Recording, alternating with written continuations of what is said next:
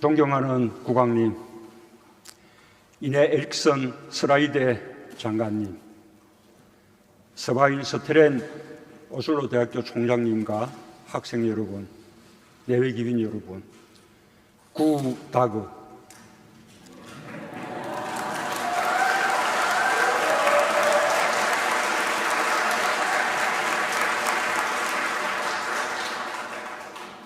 따뜻하게 반겨 주셔서 감사합니다. 분쟁과 갈등을 해결하고 평화를 만드는 중재자로 국제사회에서 중요한 역할을 하고 있는 오슬로 포럼에 초청해 주신 것에 특별한 감사 인사를 드립니다. 사람들은 노르웨이를 세계에서 가장 행복한 나라라고 부릅니다. 직접 와보니 그 이유를 알겠습니다.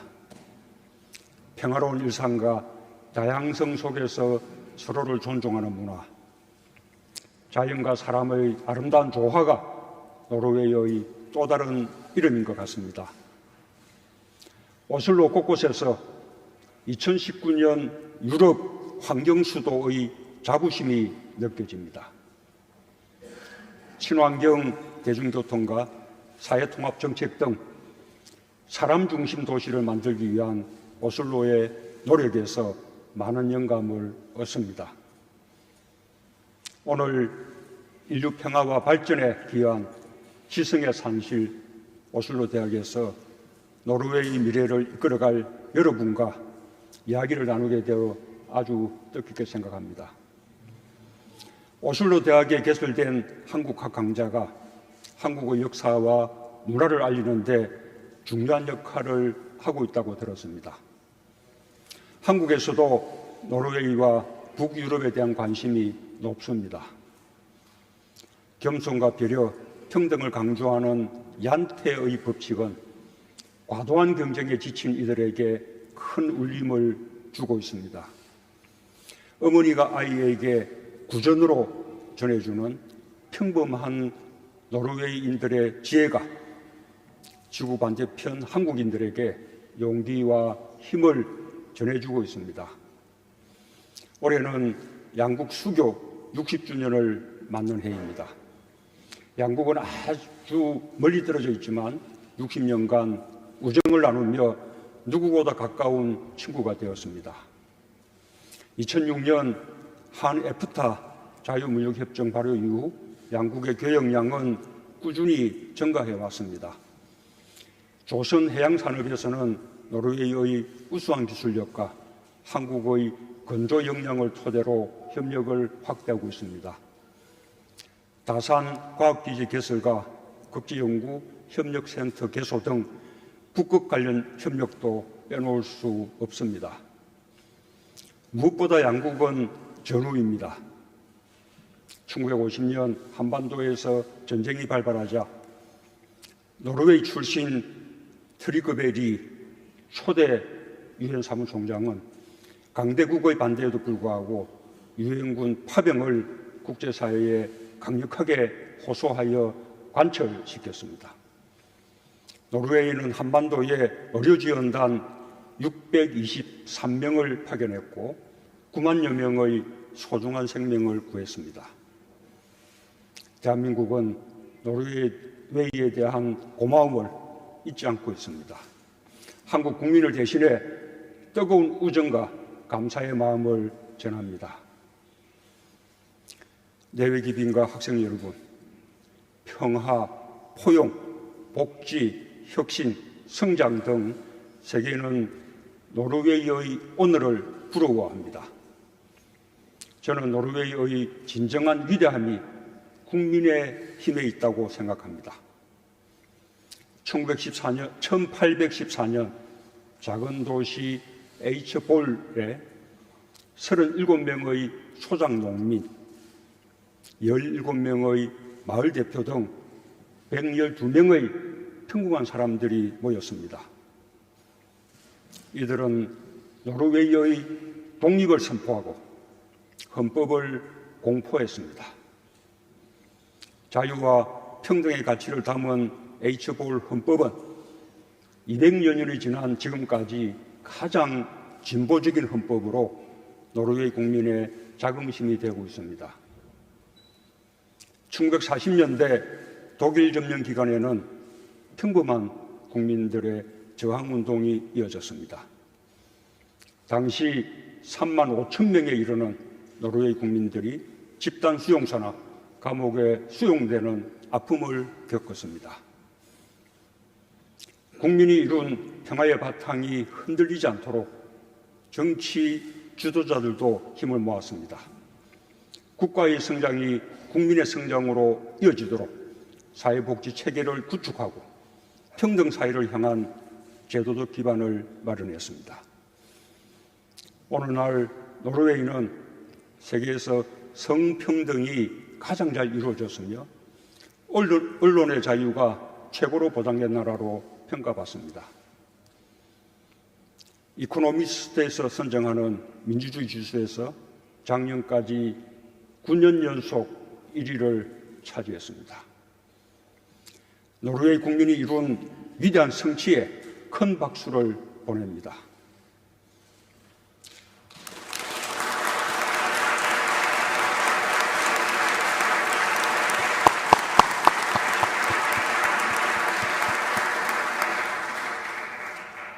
대한민국 발전의 원동력도 국민입니다.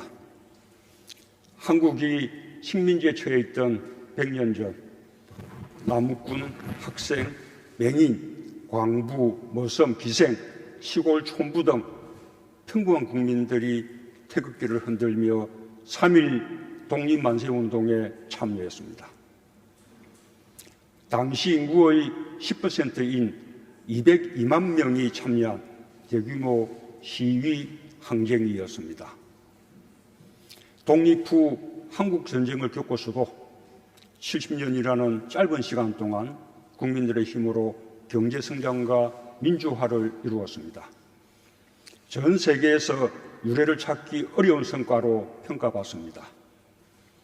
자신은 못 배웠어도 자식 교육에는 투철했던 아버지와 어머니, 할 수 있다는 자신감을 북돋아준 이웃과 친구, 국가와 사회가 위기에 처할 때마다 촛불을 들어 민주주의 회복에 앞장섰던 국민 한 사람 한 사람이 오늘의 대한민국을 만들었습니다. 한국은 공식적으로 2017년 1인당 국민소득 3만 불을 달성했고 지난해 수출 6천억 불을 넘어 세계 6위를 기록했습니다.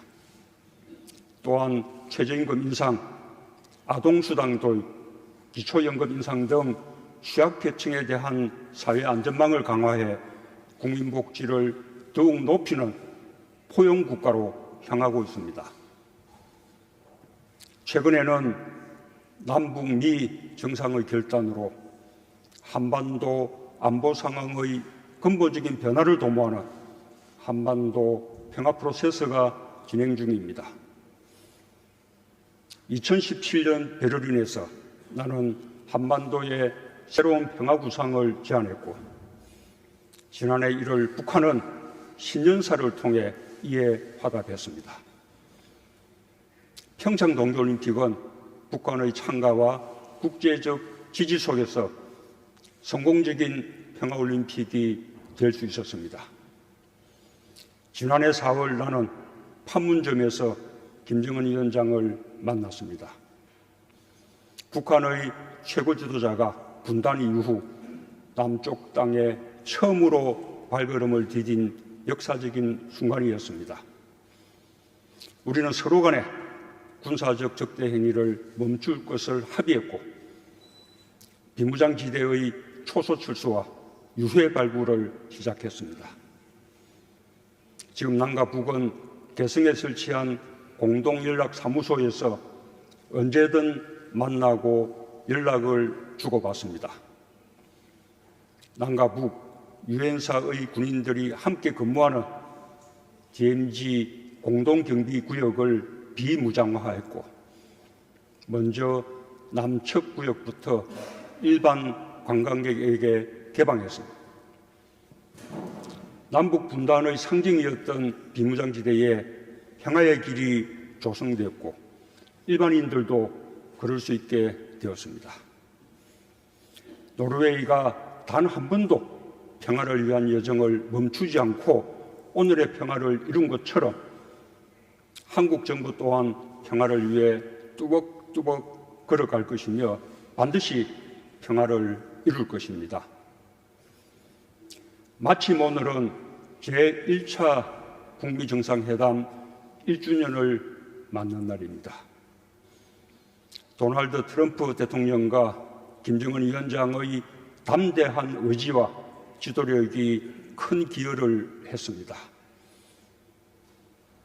1년 전 오늘 역사상 최초로 북미 정상이 싱가포르에서 손을 맞잡았고 두 정상은 한반도의 완전한 비핵화, 새로운 북미 관계, 한반도 평화체제의 큰 원칙에 합의했습니다.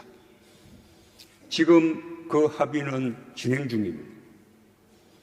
2차 북미 정상회담 이후 대화가 교착 상태를 보이고 있지만 그것은 서로를 깊이 이해하는 시간이 필요하기 때문입니다.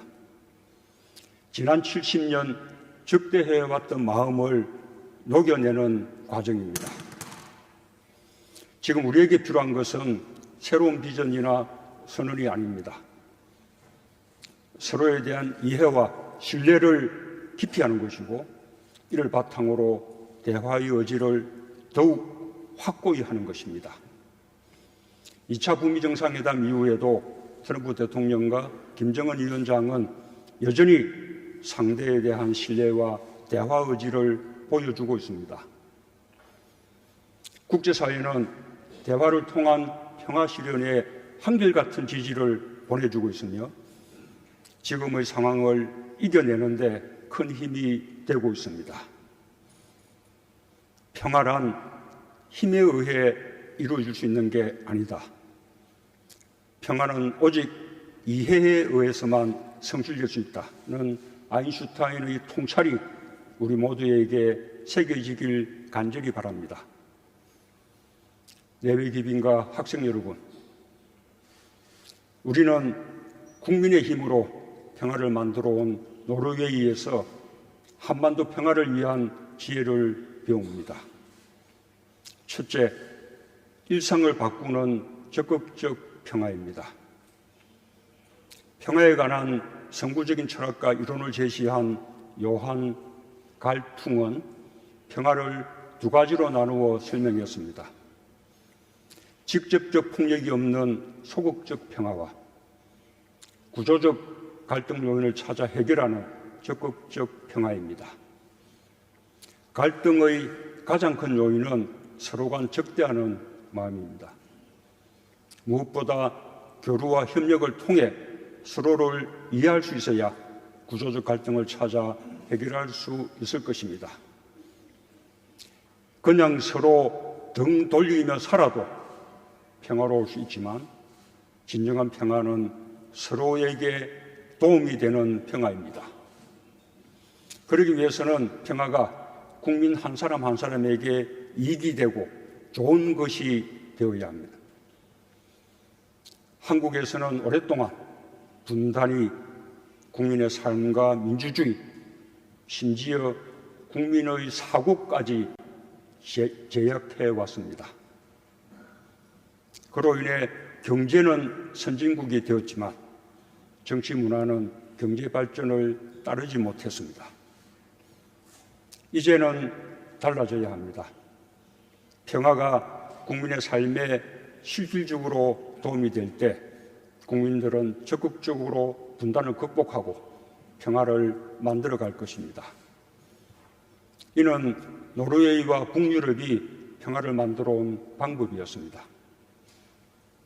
1950년대 국경을 맞대고 있는 북유럽 국가들 사이에 대기오염, 해양오염 등 환경 문제가 대두되기 시작했습니다. 노르웨이는 소극적 평화에 머물지 않았습니다. 주변 국가의 협력을 통해 적극적으로 문제를 해결하여 국민들의 삶이 더 나아지는 방법을 선택했습니다. 그 결과 1979년 유엔 유럽경제위원회는 장거리 이동 월경성 대기 오염에 관한 협약을 체결했습니다. 1985년 대기 오염 물질을 30% 감축하기로 한 헬싱키 의정서는 생활과 밀접한 문제까지 대화를 통해 해결하고자 한 노력의 산물입니다. 난개발, 오염물질 투기, 유조선 기름 유출 사고로 어족 자원이 고갈되고 생태계가 망가지자 노르웨이는 연안국들과 해양 오염 문제 해결에도 나섰습니다. 1972년 오슬로 협약을 체결해 해양 투기를 강력하게 규제했습니다. 지금 우리가 누리는 오슬로의 맑은 공기와 깨끗한 바다는 대화와 협력, 공감과 이해로 이룬 평화의 모습입니다. 노르웨이의 진심 어린 노력에 존경의 말씀을 드립니다. 남과 북은 국경을 맞대고 있을 뿐 아니라 함께 살아야 할 생명 공동체입니다. 함께한 역사는 5,000년이고 헤어진 역사는 70년에 불과합니다. 사람이 오가지 못하는 접경 지역에서도 산불은 일어나고 병충해와 가축 전염병이 발생합니다. 보이지 않는 바다 위의 경계는 어민들의 조업권을 위협합니다. 갈풍 교수가 지적한 대로 남북한 주민들이 분단으로 인해 겪는 구조적 폭력을 평화적으로 해결하는 것이 중요합니다. 저는 이것을 국민을 위한 평화로 부르고 싶습니다. 접경 지역의 피해부터 우선 해결돼야 합니다. 1972년 동서독 기본조약에 따라 설치된 접경위원회는 협력의 좋은 사례입니다. 동독과 서독은 접경 지역에서 화재, 홍수, 산사태나 전염병, 병충해, 수자원 오염 문제가 발생했을 때 접경위원회를 통해 신속하게 공동 대처했습니다. 이러한 선례가 한반도에도 적용되어 국민들 사이에서 평화에 대한 구체적인 희망이 자라길 바랍니다. 평화가 내 삶을 나아지게 하는 좋은 것이라는 긍정적인 생각이 모일 때 국민들 사이에 이념과 사상으로 나뉜 마음의 분단도 치유될 것입니다. 비핵화와 평화체제라는 커다란 평화의 물줄기도 더욱 힘차게 흐를 것입니다. 둘째, 이웃 국가의 분쟁과 갈등 해결에 기여하는 평화입니다. 평화의 소중함을 자각한 노르웨이 국민들은 다른 나라의 평화에도 관심을 가졌습니다. 1993년 오슬로 협정 체결을 통해 반세기 동안 이어진 이스라엘과 팔레스타인 간 갈등을 중지했습니다.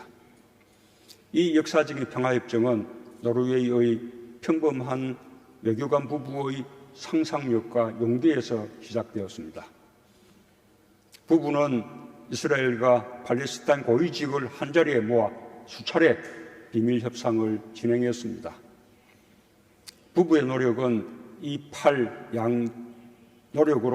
이 팔 양측은 상대를 미움과 정오의 대상이 아닌 대화와 이해의 대상으로 바라보게 되었습니다.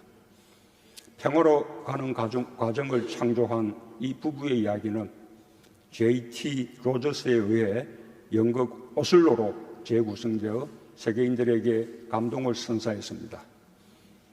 작년 말 한국에서도 무대에 올라 평화를 열망하는 많은 한국인들의 관심과 사랑을 받았습니다. 오늘날 전 세계에서 냉전이 종식되었지만 한반도에는 여전히 냉전 구도가 자리 잡고 있습니다. 남북은 분단되어 있고 북한은 미국, 일본과 수교를 맺지 않았습니다. 항구적인 한반도 평화 정착은 동북아의 마지막으로 남은 냉전구도의 완전한 해체를 의미합니다. 역사와 이념으로 오랜 갈등을 겪어온 동북아 국가들에게 미래지향적 협력으로 나아갈 수 있는 기회가 마련될 것입니다. 나는 지난해 8월 동북아 6개국과 미국이 함께하는 동아시아 철도 공동체를 제안한 바 있습니다. 동북아시아의 에너지, 경제 공동체로 발전시키고 더 나아가 다자 평화 안보 공동체로 확대하는 비전을 갖고 있습니다. 한반도 평화가 지역 평화와 화해에 기여하고 아시아와 유럽의 공동 번영으로 이어지는 날이 하루 빨리 오길 기대합니다. 존경하는 국왕님, 스라이데 장관님, 스테렌 오슬로 대학교 총장님과 학생 여러분, 예배 기민 여러분, 매년 5, 6월이 되면 스칸디나비아 반도에서 가장 높은 갈 해피겐 산에서 만년설이 녹아내립니다. 좁고 긴 피오르드를 거쳐 마침내 광활한 대양과 만납니다. 한반도 평화의 여정이 결코 쉽지는 않을 것입니다. 적지 않은 시간이 걸릴 것입니다. 그러나 만년설이 녹아 대양으로 흘러가듯 서로를 이해하며 반목의 마음을 녹일 때 한반도의 평화도 대양에 다다르게 될 것입니다. 노르웨이와 한국은 평화의 동반자입니다. 한반도 평화가 단단히 자리 잡을 때까지 노르웨이가 함께 지혜와 힘을 모아주시기 바랍니다. 노르웨이가 걷고 있는 인류 평화와 번영을 향한 숭고한 여정에 대한민국도 늘 함께할 것입니다. 감사합니다.